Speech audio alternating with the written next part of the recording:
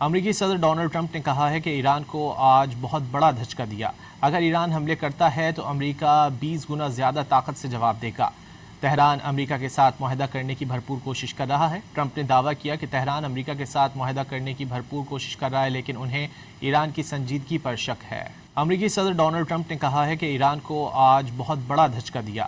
اگر ایران حملے کرتا ہے تو امریکہ 20 گنا زیادہ طاقت سے جواب دے گا۔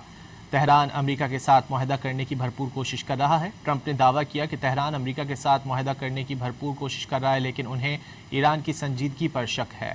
امریکی صدر ڈونلڈ ٹرمپ نے کہا ہے کہ ایران کو آج بہت بڑا دھچکا دیا۔ اگر ایران حملے کرتا ہے تو امریکہ 20 گنا زیادہ طاقت سے جواب دے گا۔ تہران امریکہ کے ساتھ معاہدہ کرنے کی بھرپور کوشش کر رہا ہے۔ ٹرمپ نے دعویٰ کیا کہ تہران امریکہ کے ساتھ معاہدہ کرنے کی بھرپور کوشش کر رہا ہے، لیکن انہیں ایران کی سنجیدگی پر شک ہے۔